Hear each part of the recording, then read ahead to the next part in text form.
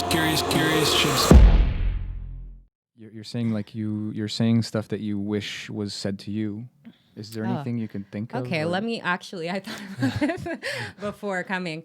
Like one thing I feel like if you know anyone that's struggling like or like going through cancer and everything, I feel like there's some people that did this towards me and there's some people that I wish they might have or whatever.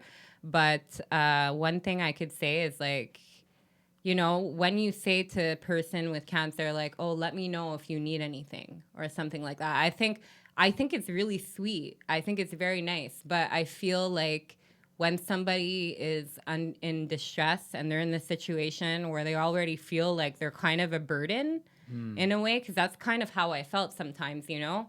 I felt like, you know, I'm already projecting my situation onto this person and making them a little sad in that way. The fact that like thinking about like somebody that, because I know that before I was diagnosed, when I used to watch movies or when I heard somebody had cancer, it really like made me sad. It really made me like really, really, really upset, you know? So like when someone asks, let me know if you need anything, like instead of asking them if they need anything, I would say, you know what, send them funny videos that are going to make them laugh.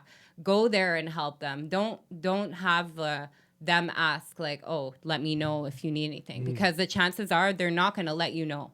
Yeah. They're not going to let you know because they feel already like a burden. So I think that's really, really, really important for people to know, that if they know somebody that's going through a hard time, don't just say, let me know if you need anything. Like, be there, or like, you know, but obviously it's easy to say to somebody and you're meaning very well, of course, you know, but the best thing to do is actually, I don't know, show up and help them out with like the dishes or bring them out for coffee. Just say, okay, I'm coming over. Let's go out for a coffee. The truth is no one's going to ask that, you know, like it would help so much if you just came over and did my dishes. Like no one's going to say that. But it'd be such a small favor between friends. And it's like, of course, I would love to do that for you. Like that's exactly what I meant when I said, call me if you need anything. Yeah. I got a car. I got some free time. I'll be there for you, man. I'll go do your groceries or whatever. Which is like, yeah, exactly. Like obviously the person that's saying that is not meaning to be like, oh, I'm just going to say that because I know they're not going to ask, you know, like they're not thinking that in their head, you know. I hope not.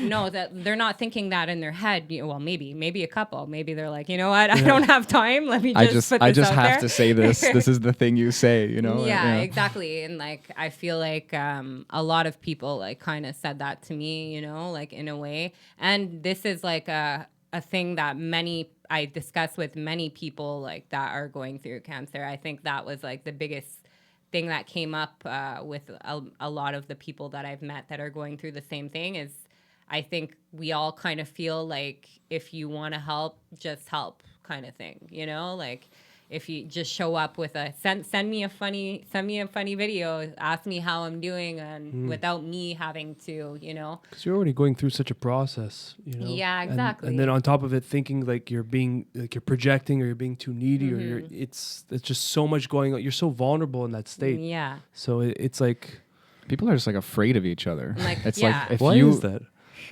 I think someone snapped at us when we were young, and we just we internalize it. That. Let's say you don't want to feel like you're asking for more because you're already asking for just by presenting your suffering. You're the one going through this nonsense. Yeah. But this person now has to take that on emotionally, and you feel that because you're empathetic. That's it's just the way it is. It's this tough it up culture. I think that's like the worst Sort part of. about everything is like, you know, like I felt who was kind of like, for example, when you messaged me and stuff, like I genuinely felt like happy because you were like motivating and you were like, I don't know, you didn't say, oh, ask me if you need anything. You actually like, I went on tangents.